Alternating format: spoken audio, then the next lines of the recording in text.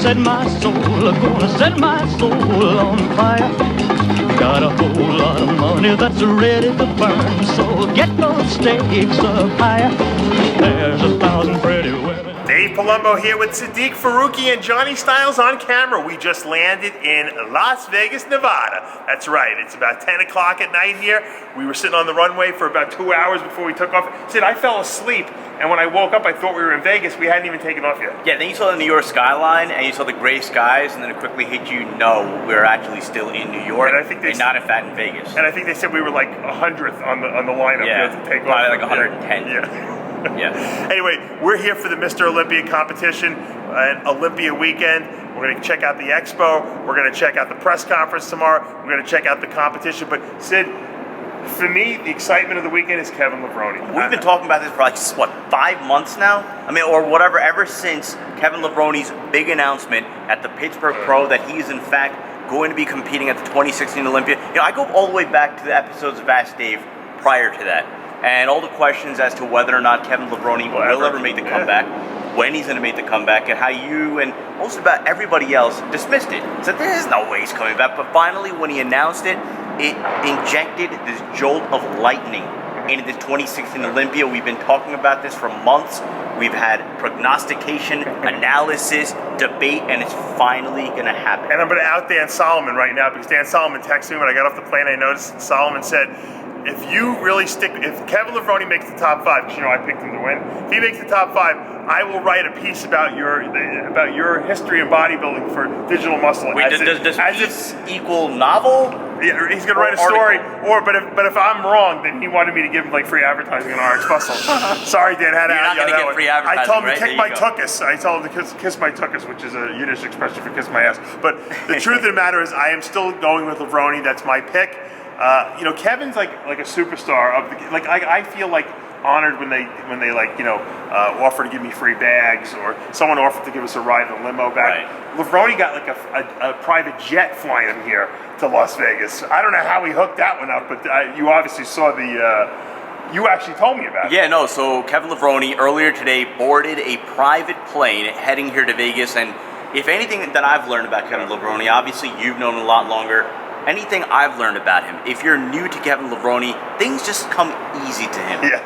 I figure either people want to help him out. I feel like somebody just went up to him like, "Hey, Kev, want to ride in my private jet?" Yeah, sure, why not? Right. Or he just went up to somebody like, "Hey, can you give me a ride?" Yeah, sure. Why not? I talked about warts on the radio, and someone, you know, to help me out to go get some tea tree oil and put it on it. Kevin says I got to get to Vegas. Someone says, "Oh, I'll fly you on a private jet." I got a private jet. Why don't you hop along?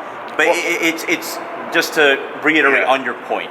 What's so exciting about this Olympia, other than the fact that you have Kevin Levrone, you have somebody who represented that classic age of the 90s coming to do battle, and in particular with Phil Heath, who's trying to go for his 6th Sandow in a row against Dexter Jackson, who at his age is still very much in form.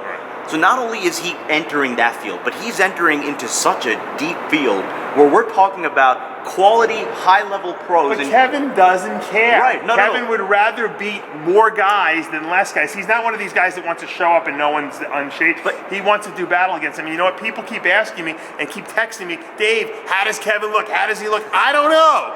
I don't really know. I haven't seen his legs yet.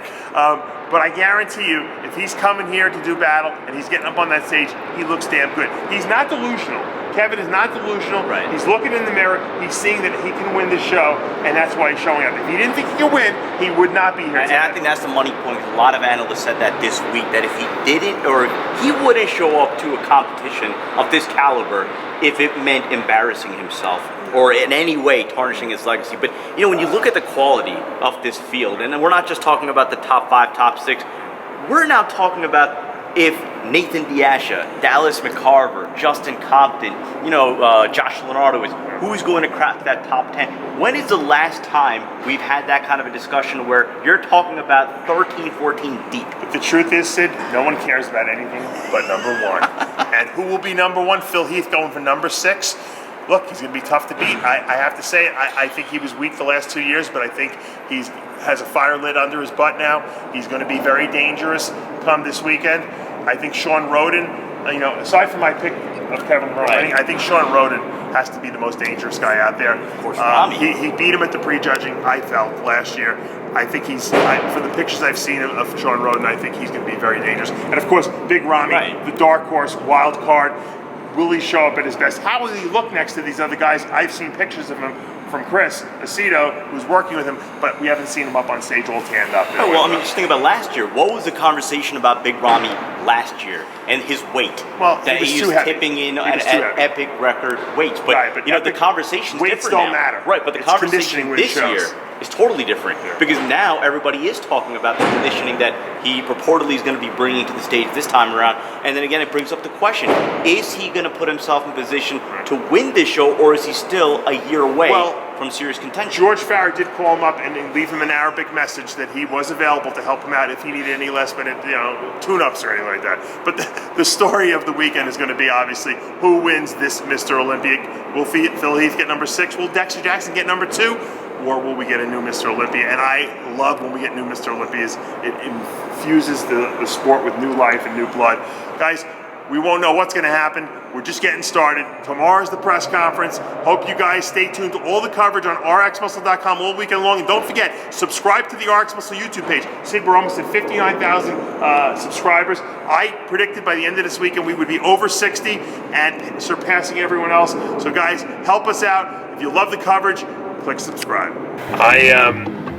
When I used to go to the Olympia when it was at the Mandalay Bay over here, I would go to that McDonald's right across the street every single day, sometimes twice a day. That was my go-to McDonald's. That's back in the day when I was competing, and I had to eat McDonald's every single day, and that was the go-to hangout right there. And that's the exact McDonald's. Now, when I moved over to the Luxor Hotel, the Luxor actually has a McDonald's in the hotel, which we will be at tonight. Although I don't go to McDonald's anymore, so it's not really that effective. But that's very convenient when you're eating McDonald's every single day to have it in the hotel where you're eating.